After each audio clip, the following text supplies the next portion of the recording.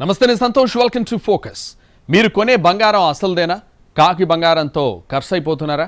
KDM ఉన్నంత మాత్రాన కల్తీ లేనట్టేనా? క్యారెట్ల లెక్కేంటి? ప్యూరిటీ లుక్ ఏంటి? తరుగు మజూరి మాటల మర్మం ఏంటి? ధర్మకాటాలో ధర్మం ఎంతుంది? నగ వెనుక తెలియని దగా ఉందా? మాయా బంగారు లోకంలో ఏం జరుగుతోంది? బంగారం భారతీయ సంస్కృతిలో భాగం. డబ్బు దాచాలన్నా, శుభకార్యాలు జరపాలన్నా అన్నింటికీ బంగారంతోనే లింక్. అందుకే పసిడి కొనేటప్పుడు కొంచెం శ్రద్ధ పెట్టాలి. దుకాణం వాడు చెప్పేవన్నీ నిజాలా లేక మసిబూసి మారేడుకాయ చేస్తున్నాడా గమనించాలి. లేదంటే కాకి బంగారంతో నిలువునా ఖర్చయిపోతాం. సొమ్ములు పోనాయి మరేటి చేద్దాం అనుకోవద్దు. డబ్బులేం చెట్లకు కాయడం లేదు. లైట్ వేలో చెప్పాలంటే దొంగలో ఒక అడుగు ముందే ఉంటారు. అందుకే ముందే మనం ప్రిపేర్ అయ్యి ఉండాలి. బట్టలు కొనేటప్పుడే పోగులు సరిగా ఉన్నాయా లేవా చూసుకుంటాం కదా. పడుగు పేక అల్లుపోకుండా చూస్తూ ఉంటాం. వందలు పెట్టే సరుక్కే అన్నీ చెక్ చేస్తే లక్షల మాలిది. ఇంకెంత జాగ్రత్తగా ఉండాలి చెప్పండి. సీక్రెట్ ఛార్జీల నుంచి బైబ్యాక్ నిబంధనల వరకు అన్నీ స్టడీ చేయాలి. వాడిచ్చే హాట్ ప్యాక్ కోసమో ట్రావెల్ బ్యాగ్ కోసమో బంగారం కొని బజారు పాలు కావద్దు. గిఫ్ట్లు ఇస్తున్నారంటే ఏదో తిరకాసున్నట్టే అనుకోవాలి. ఆఫర్ ఉంది అంటే ఏదో అనుమానం ఉన్నట్టే. బంగారం కొనేటప్పుడు షాపు వాళ్లు అదనపు ఖర్చుల గురించి కొన్నిసార్లు ముందే చెప్పరు. ఇందులో తయారీ ఖర్చులు, వృధా ఖర్చులు, పన్నులు వగైరా ఉంటాయి.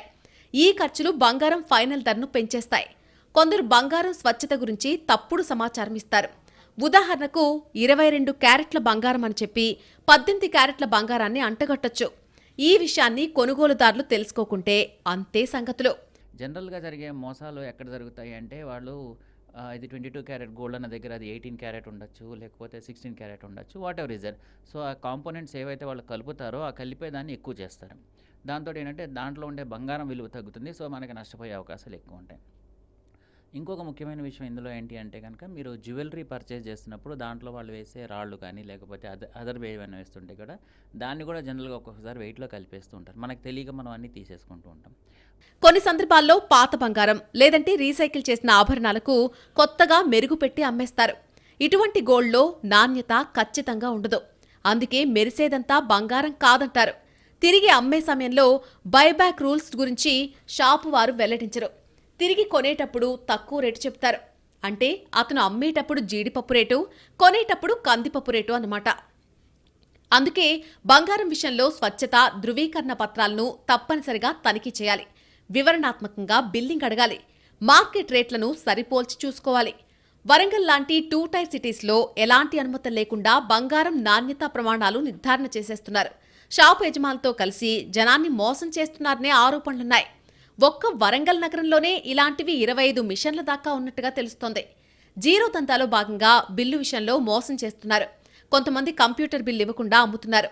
చాలా మంది జీఎస్టీ ఎగ్గొట్టేందుకు బిల్లు ఇవ్వడం లేదు. బిల్లు లేకుండా నగలు కొనుగోలు చేస్తే భవిష్యత్తులో ఎక్కడా ఫిర్యాదు చేసే అవకాశం లేకుండా పోతుంది. తప్పనిసరి చేసి ఎట్లా వసూలు చేస్తారు? ఏ విధంగా వసూలు చేస్తారు? దీన్ని అడిగేటోళ్ళు లేరు. ఫస్ట్ 3% జీఎస్టీ అనేది వాళ్ళ లాభాన్ని వాళ్ళు ఖచ్చితత్వం చేసుకున్నారండి. ఏ వ్యాపారమైనా మనకు ఒక ఐటమ్ అమ్మినామంటే ఆ 3% జీఎస్టీ వల్ల మనకు ఒక 3% ప్రాఫిట్ ఏది వచ్చేస్తుంది. తర్వాత దానిలో ఎంత తక్కువ వచ్చినా ఎంత ఎక్కువ వచ్చినా నెక్స్ట్ అనే విషయానికి సంబంధించి 3% జీఎస్టీని మ్యాండటరీ చేసేళ్ళు. కానీ అది ఖచ్చితంగా తప్పు. ఆ ఆలోచనే తప్పు. మాకు ఆల్రెడీ జీఎస్టీ ఇన్పుట్తోనే మాకు వస్తుంది. మేము ఒకవేళ గిరాకీ దగ్గరికి వెళ్ళి వాళ్ళు ట్యాక్స్ ఇన్వాయిస్ కనుక జీఎస్టీ వాళ్ళు హోల్డర్స్ అయితే మేము వాళ్ళకి బిల్ ఇస్తే వాళ్ళకి 3% జీఎస్టీ ఇన్పుట్ కూడా మేము ఇస్తాం. వాళ్ళు క్లెయిమ్ చేసుకోవచ్చు. కానీ ఈ యొక్క విషయము సామాన్య మానవునికి అవగాహన లేదు. ఆ 3% జీఎస్టీ కూడా వాళ్ళు కట్టి ఐటెంలు రేట్ ఎక్కువ పలికి దాన్ని వాళ్ళు అమ్ముతున్నారు. దీన్ని 100% పత్రికాముఖంగా ఖండిస్తున్నానండి. మరోవైపు వేస్టేజ్లో పోయినటువంటి గోల్డ్ను మేకర్స్ కొంతమేర సొమ్ము చేసుకుంటారు. ఎలా అంటే తయారీలో ఆ క్రమంలో బంగారాన్ని 100 డిగ్రీల సెంటీగ్రేడ్ దగ్గర కరిగిస్తారు. అక్కడ కొంత పోతుంది. అలాగే వివిధ దశల్లో స్వల్ప పరిమాణంలో కంటికి కనిపించకుండా పోయేటువంటి బంగారం వర్క్ ఏరియాలోనే రజను రూపంలో పడుతుంది. నేతి బీరకాయంలో నెయ్యంత అంటే ఏం చెబుతాం? ధర్మకాటాలో ధర్మం ఎంత అంటే అంతే చెబుతాం. ఎక్కడ దెబ్బ కొట్టలేకుండా కనీసం తూకం దగ్గరైనా దెబ్బేస్తారు. మైక్రో మిల్లీగ్రాములైనా సరే బిందు సింధు అయినట్టు మిల్లీలే దుకాణదారుల జేబులు నిండుతాయి. పూర్వం బంగారాన్ని గురువింద గింజలతో కొల్చేవారు. త్రాసులో గింజలేసి తూచేవారు. ఇంకా పెద్ద మొత్తమైతే రాళ్లతో కొల్చేవారు. మాసమెత్తు, వీసమెత్తు, పావెత్తు, బేడెత్తు, గురిజ, 2 గురిజలు, సవర, కాసు ఇలా కొలతలుండేవి. బంగారాన్ని తూకం వేయడానికి ప్రధానంగా 2 కొలమానాలు ఉపయోగిస్తారు.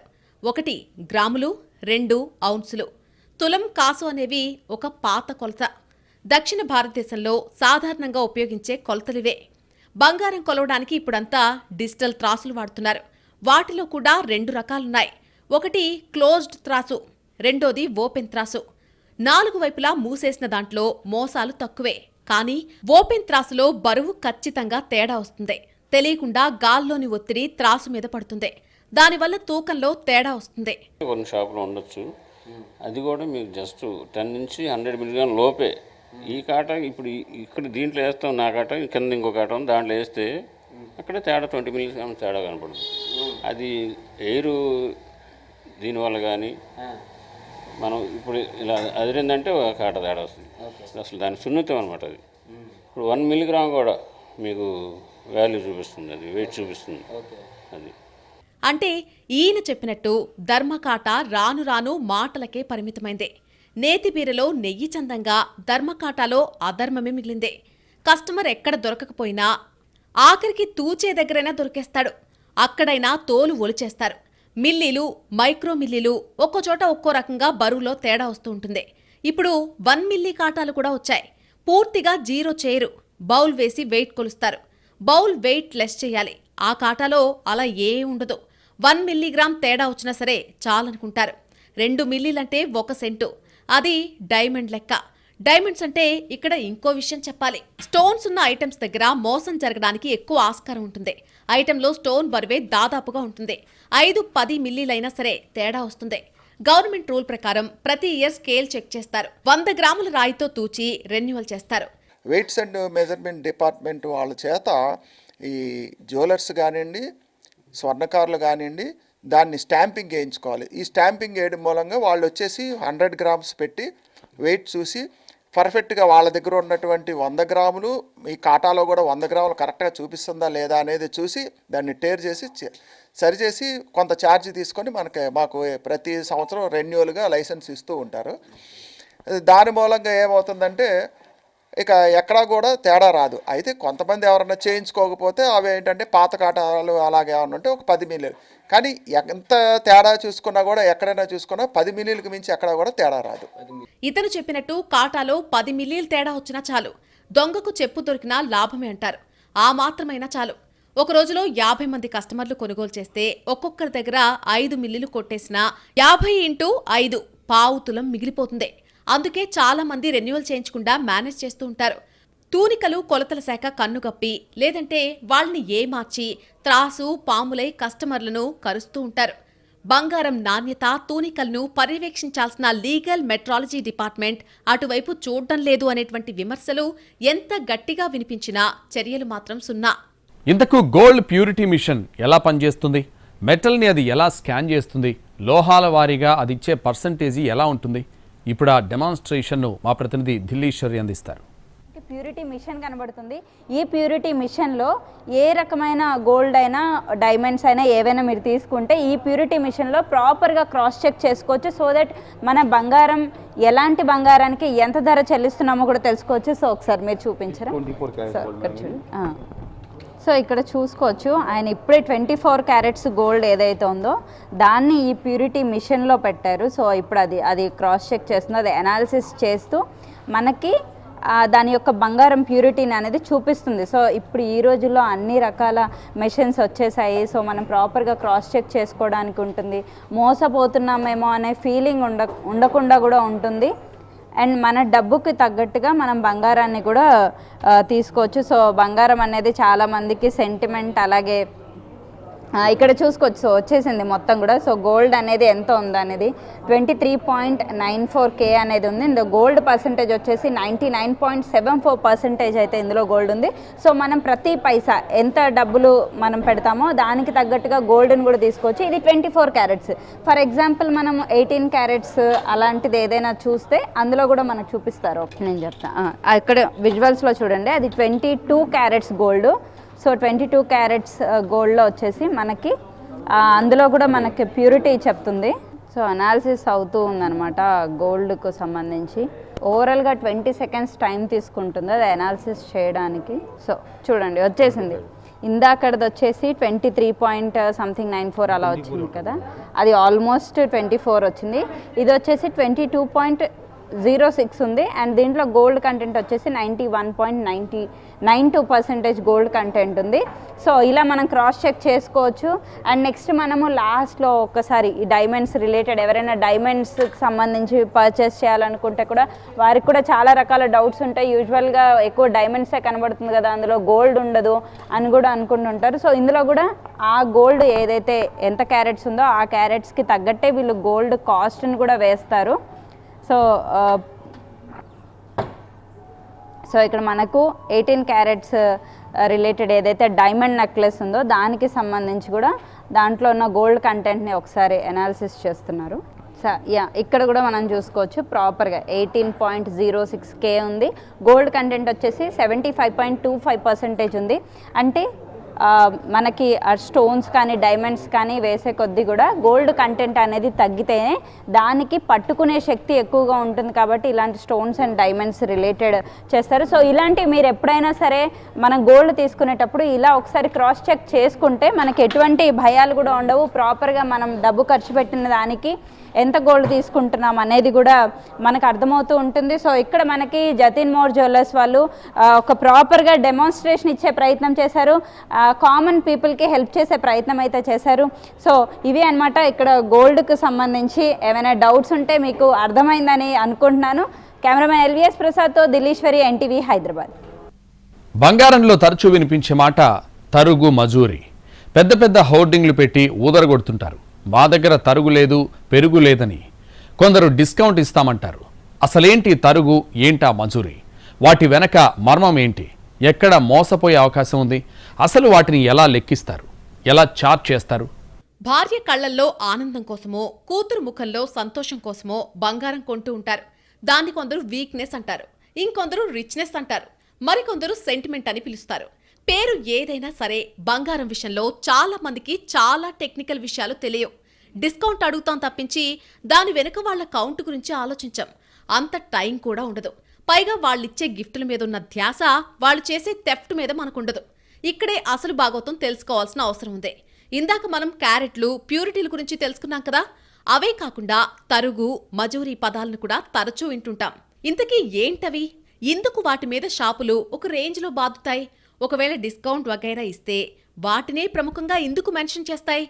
ఫర్ ఎగ్జాంపుల్, మనం ప్యాంట్ షర్ట్ కుట్టండని టైలర్కు ఒక 5 మీటర్ల బట్టిచ్చామనుకుందాం. ఆ దర్జీ ఏం చేస్తాడు? ముందుగా కొలతలు, డిజైన్లు తీసుకుంటాడు. ఆ తర్వాత ఆ పీస్ని కట్ చేస్తాడు. ఆ తర్వాత కోరుకున్న స్టైల్లో కుడతాడు. ఇక్కడ తరుగు కటింగ్ అనుకుంటే, మజూరీ ఏమో స్టిచ్చింగ్ ఛార్జీలు. గోల్డ్ విషయంలో కూడా అంతే. బిల్లులో తరుగు అంటే వేస్టేజ్, మజూరీ అంటే మేకింగ్ ఛార్జీలు అని ప్రత్యేకంగా లెక్కగట్టి వసూలు చేస్తూ ఉంటారు. దీనివల్ల ఆర్నమెంట్ ధర పెరుగుతుంది. వీటిని ఎలా లెక్కిస్తారో ఒకసారి తెలుసుకుందాం. బంగారాన్ని ఒక డిజైన్గా మార్చే క్రమంలో కొంత బంగారం పోతుంది. దానినే తరుగు అంటారు. ఇది తయారీదారుకు నష్టాన్ని కలిగిస్తుంది. ఈ నష్టాన్ని భర్తీ చేసేందుకే తరుగు ఛార్జీని బిల్లులో కలుపుతారు. ఇది సాధారణంగా 5% నుంచి 14% వరకు ఉండే అవకాశం ఉంటుంది. ఈ తరుగు డిజైన్ను బట్టి ఉంటుంది. అంటే చివరాఖరికి 10 గ్రాముల రింగుకు 11 గ్రాముల రేటు చెల్లించాల్సి వస్తుంది. ఇక మజూరీ అంటే మేకింగ్ ఛార్జీలు. సాధారణంగా ఆభరణం డిజైన్ చేసినప్పుడు మేకర్స్ వసూలు చేసే ఛార్జీనే మజూరీ అంటారు. దీనిని 8 నుంచి 25% వరకు వసూలు చేస్తూ ఉంటారు. మజూరీ అనేది డిజైన్ను బట్టి ఉంటుంది. కొన్నిసార్లు డిజైనర్ జ్యువెలరీపై 30% నుంచి 35% వరకు మజూరీ వసూలు చేసే అవకాశం ఉంటుంది. సరే, చేసినందుకు కూలీ ఇవ్వాలి కదా, ధర్మమే అనుకుందాం. కానీ వాళ్ళేం చేస్తారు? మన అజ్ఞానాన్ని క్యాష్ చేసుకుంటారు. డిజైన్ వరకు ఓకే, కానీ అందులో కలిపే అలాయిస్ పర్సంటేజీ మారిపోతుంది. బంగారం తక్కువ, కల్తీ ఎక్కువ. ముద్ర మాత్రం 22 క్యారెట్లు కనిపిస్తుంది. ఇదే మాట విజయవాడకు చెందిన ఒక బంగారు వర్తకుడు చెబుతున్నారు. వేస్టేజ్ అనేది కంపల్సరీగా ఉంది. వేస్టేజ్ అనేది ఏంటంటే వాళ్ళ స్కిల్ డెవలపింగ్. అంటే వాళ్ళు ఇప్పుడు ఒక దర్జీకి మనం బట్టలు కుట్టడానికి ఇస్తే మనం మెటీరియల్ తీసుకుని ఇస్తాం, ప్యాంట్ షర్టు బిట్లు. అతను కట్ చేసి అతని స్కిల్ చూపించి మజూరీ జతకి 800, 1000 రూపాయలు ఒక్కొక్క షాప్ని బట్టి తీసుకుంటాడు. అలాగే దీంట్లో కూడా ఒక చేంజ్ చేయాలంటే మనం రా మెటీరియల్ ఇస్తే అతను చేంజ్ చేసి ఇస్తే అతనికి ఏంటి ఉపయోగం చెప్పండి. ఆ ఉపయోగం అనే దాన్ని తరుగు కిందగా ఇంత కావాలి నాకు. ఇదివరకు ఏంటంటే ఇంత కావాలని చెప్పకుండా దాంట్లో వెండి రాగి ఎక్కువ శాతం కలిపేసి 22 సిటీ అని ఒక ముద్ర మాత్రం వేస్తాడు. అది 22 సిటీ ఉండేది కాదు. మేకింగ్ ఛార్జీల విషయంలో కార్పొరేట్ షాపులకు లోకల్ మార్కెట్లకు చాలా వ్యత్యాసం ఉంది. వాల్యూ యాడెడ్ ఇక్కడ పెద్ద మీమాంస. అది గ్రామీణ ప్రాంత జనానికి పెద్దగా అర్థం కాదు. బేసిక్గా పబ్లిక్ గోల్డ్ రేట్ ఒక్కటే బేరీజ్ వేసుకుంటారు. అదొక్కటే కాకుండా వాల్యూ యాడెడ్ కూడా చూడాలని పాత షాపులో ఎంత, సిటీలో ఎంత అనేది లెక్కలేసుకుంటే కొంత నష్టపోయే ఆస్కారం తక్కువ. పెద్ద పెద్ద మహల్స్ లోపల కొనుక్కునే విషయానికి వస్తే ఇక్కడ మార్కెట్ లోపల లోకల్ మార్కెట్లో కొనుక్కుంటే వ్యత్యాసం అనేది ప్రజలు నిర్ణయించుకోవాలి. ఒక 10 గ్రాములు అంటే బంగారం ధర ఒక్కటే చూడకుండా దాంట్లో ఉండే తరుగెంత, మిగతా వాల్యూ యాడెడ్ ఛార్జెస్ కలిపితే ఒక తులంకు ఇక్కడ నార్మల్ మన పాత షాపులలో ఎంత పడుతుంది, అదే 10 గ్రాముల నగ మొత్తం కలిపితే ఎంత పడుతుంది, అట్లా క్యాలిక్యులేట్ చేసుకుంటే సామాన్య ప్రజలకు చాలా క్లారిటీ ఉంటుంది. సరే, ఈ క్లారిటీ సంగతి పక్కన పెడితే ఇక్కడ ఇంకొక లాజిక్ మిస్ అవుతున్నారు జనాలు. తయారీదారులు ఒక రకమైన డిజైన్ని బల్క్గా తయారు చేస్తారు, కానీ అమ్మేటప్పుడు మాత్రం పీస్ వైజ్ రేట్ను వసూలు చేస్తారు. అంటే ఒక్క పీస్ మీదే బల్క్ రేట్ ఛార్జీలు వసూలు చేసుకుంటారు. అంటే 24 క్యారెట్ల తులం రేటుని 22 క్యారెట్ల తులానికి పెడుతున్నాం. ఎక్కడా నిజాయితీ లేదు. అసలు బంగారం అంటేనే మోసానికి బండ గుర్తు. అందుకే ఒక సామెత ఉంది, చెల్లికిచ్చే బంగారంలో కూడా వేసమెత్తు మోసం ఉంటుందట. అలా అనాదిగా ఒక నానుడి ఉంది. గట్టిగా అడిగితే మోసం కాదు, స్కిల్ అని అందమైన పేరు పెట్టేశారు. ఐటెం ఎంత చిన్నగా ఉంటే అంత ఎక్కువ మేకింగ్ ఛార్జీలు వసూలు చేస్తారు. ఎందుకంటే మైక్రో లెవెల్లో డిజైన్లుంటాయి కాబట్టి టైం, ఎనర్జీ అంతా ఒక్క ఐటెం మీదనే పెట్టాల్సి వస్తుంది కాబట్టి అంత ఖర్చు జనం నుంచి ముక్కు పిండి వసూలు చేస్తారు. ప్లేటెడ్ గోల్డ్ అంటే ఏంటి, అందులో ఉన్న మోసం ఏంటి, జనాన్ని ఎలా ఏమారుస్తున్నారు, మార్కెట్ నిపుణులు ఏమంటున్నారు? మా ప్రతినిధి ఢిల్లీశ్వరి మరింత సమాచారం అందిస్తారు. గోల్డ్ ప్లేటింగ్ గురించి చెప్తున్నారు కాబట్టి గోల్డ్ ప్లేటింగ్ అంటే మీకు ఖర్చు తక్కువ ఖర్చులోనే మీకు ఎటువంటి అంటే చాలా మందికి గిల్ట్ నగలు వేసుకుంటే ఎలర్జీస్ అవి వస్తాయి. సో అలా రాకుండా గోల్డ్ ప్లేటెడ్తో చాలా రకాలు వచ్చేసాయి. ఫర్ ఎగ్జాంపుల్ బాలీవుడ్ యాక్ట్రెస్ సంబంధించిన ఒక కొత్త ఇది కూడా వచ్చింది. వీటిల్లో అడల్ట్రేషన్ జరగడానికి ఆస్కారం ఉందంటారా? Plated gold it self is adulterated.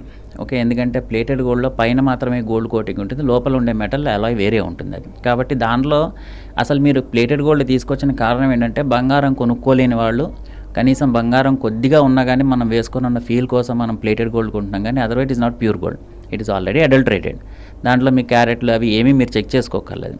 కాబట్టి మీరు అడిగిన ప్రశ్నకి సమాధానంగా నేను చెప్పాలి అంటే కనుక సింపుల్గా మీరు అసలు ప్లేటెడ్ గోల్డ్ ఆర్నమెంట్స్ కొంటున్నారు అంటే ఇట్ ఈస్ ఇంప్యూర్. జస్ట్ వాళ్ళ పైన ఓన్లీ కోటింగ్ వేసి ఇస్తున్నారు, లోపల ఏదో వేరే అలాయ్ ఉంటుంది, దానిపైన కోటింగ్ వేసి ఇచ్చేస్తారు. కాబట్టి దానికి అసలు ప్యూరిటీ అన్న సమస్య పెద్దగా ఏమీ ఉండదు. ఒకటేంటంటే వాళ్ళు ఒకవేళ ఎంత మేము బంగారం వాడుతున్నాం అందులో అని చెప్తే కనుక దాన్ని చెక్ చేసుకోవచ్చు, కానీ మీరు అదర్వైజ్ ఇట్ ఈస్ 100% ఇంప్యూర్. అంటే వాళ్ళు ఏం చెప్తుంటారంటే మళ్ళీ మేము అంటే మనం రీపర్చేస్ రీసేల్ చేసుకోవచ్చు. సో ఇలాంటివన్నీ కూడా అంటుంటారు. అది సాధ్యమేనా? అంటే ఉండేదే ప్లేట్ చాలా సన్నగా ఉంటుంది, మేబీ అది అరిగిపోవచ్చు కొన్ని కారణాల వల్ల. మళ్ళీ వాళ్ళు ఒకవేళ ఇస్తే తీసుకుంటారా? ప్రజలు ఈ అపోహ వల్ల కూడా కొంచెం ఎక్కువగా పర్చేస్ చేసే ఛాన్సెస్ ఉంటాయి. సో అది సాధ్యమేనా రీసేల్ అనేది? మీరు బంగారంలో 24 క్యారెట్కి తప్ప దేనికి కూడా రీసేల్ వాల్యూ లేదండి. అన్నింటికీ కూడా తరుగులు కానీ లేకపోతే ఇంకోటి కానీ ఏదో విధంగా చెప్పి తగ్గించేస్తారు.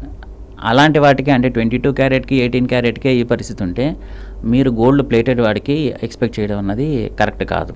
ఎందుకంటే తొందరగా మీరు అన్నట్టు ఎరోడ్ అయిపోతుంది. సో దాంట్లో ఉండే గోల్డ్ వాల్యూ కంటెంట్ తగ్గిపోతూ ఉంటుంది. కాబట్టి అది మీకు వాళ్ళ దగ్గరికే తిరిగి తీసుకెళ్ళినా కూడా వాళ్ళు మళ్ళీ చెక్ చేస్తే అంత గోల్డ్ ఉండకపోవచ్చు. కాబట్టి దాని మీద మీరు ఫుల్గా నాకు వాల్యూ వస్తుంది అని ఎవరైనా చెప్పినా కూడా మీరు నమ్మాల్సిన పని లేదు అది. ఎందుకంటే it is a natural thing that everything erodes over a period of time. కాబట్టి ఎప్పుడైనా గుర్తుపెట్టుకొని 24 క్యారెట్ గోల్డ్కి తప్ప మిగిలిన దేనికి కూడా 100% వాల్యూ రాదు.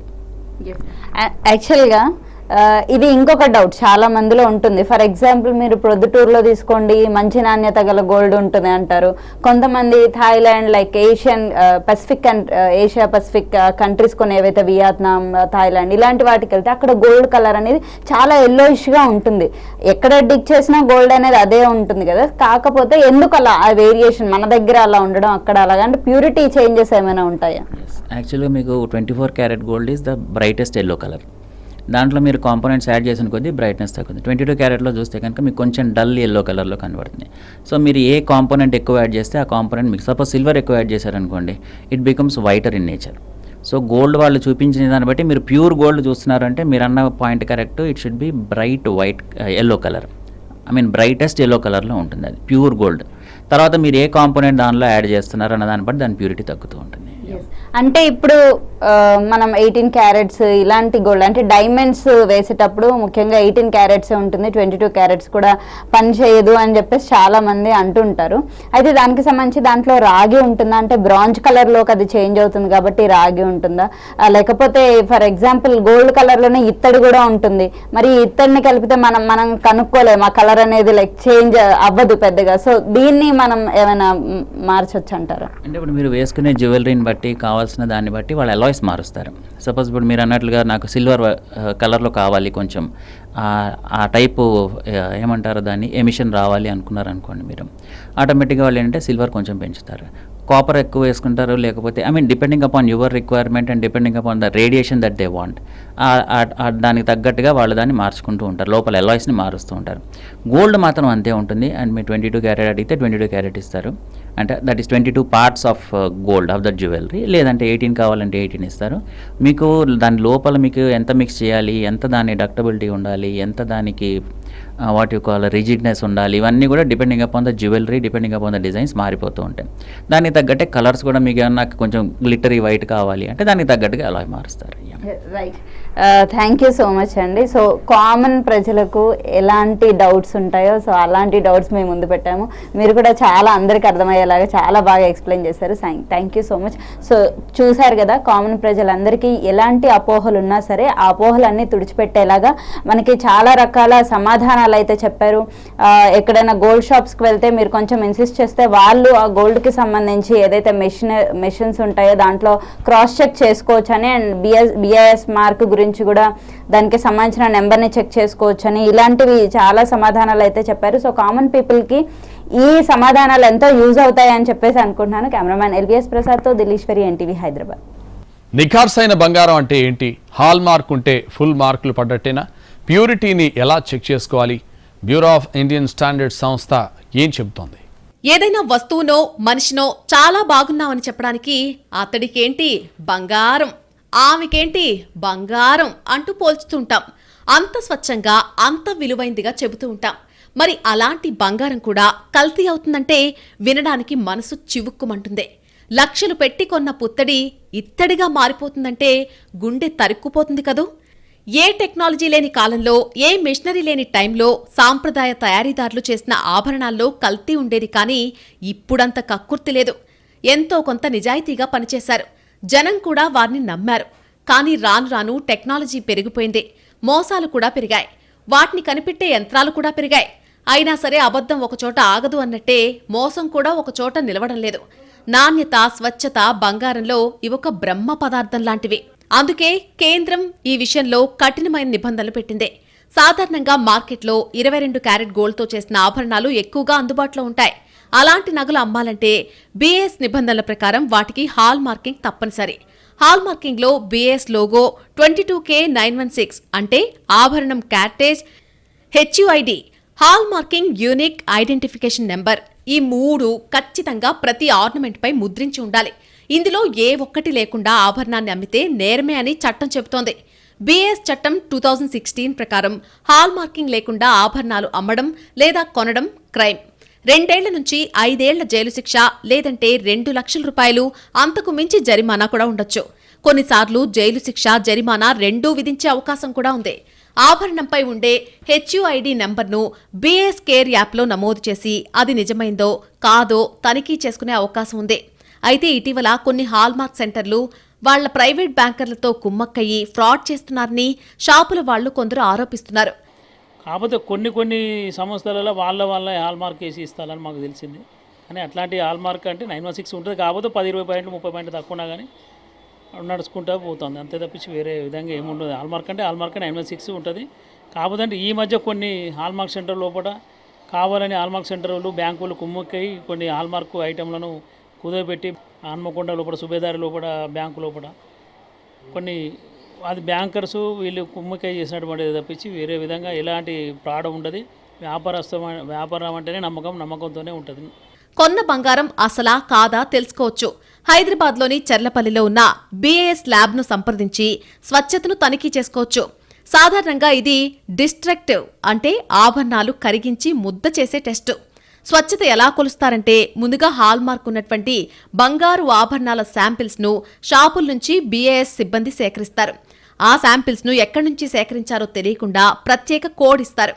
అక్కడి నుంచి తీసుకొచ్చాక BIS ల్యాబ్లో మరొక కోడ్ ఇస్తారు. బంగారాన్ని క్యూపులేషన్ ఫర్నేస్ యంత్రంలో పెట్టి కరిగిస్తారు. ఇలా చేయడం వల్ల ఏ దుకాణం నుంచి వచ్చిన శాంపిల్ను ఎవరు పరీక్షిస్తున్నారో తెలియకుండా పకడ్బందీగా పరీక్ష సాగుతుంది. ఇదంతా పారదర్శకంగా చేసేందుకు ఎంచుకున్నటువంటి ప్రక్రియ. శాంపిల్స్ ప్రాథమిక అంచనా కోసం XRF అనే యంత్రం సాయంతో పరీక్షిస్తారు. బేసిక్ క్యారెటేజ్ను అంచనా వేసి బరువు తూకం వేసి నమూనాలను రిజిస్టర్లో నమోదు చేస్తారు. ఈ ప్రాసెస్లో ఖర్చు చాలా తక్కువ. అంతేకాదు స్వచ్ఛతను పక్కాగా తెలుసుకోవచ్చని బ్యూరో ఆఫ్ ఇండియన్ స్టాండర్డ్ సంస్థ చెబుతోంది. ఒకసారి శాంపిల్ తిరస్కరణకు గురైతే మరోసారి శాంపిల్ పంపించేందుకు దుకాణదారులకు అవకాశం ఇస్తారు. ఆ తర్వాత కూడా రిజెక్ట్ అయితే నిబంధనల ప్రకారం చర్యలుంటాయి.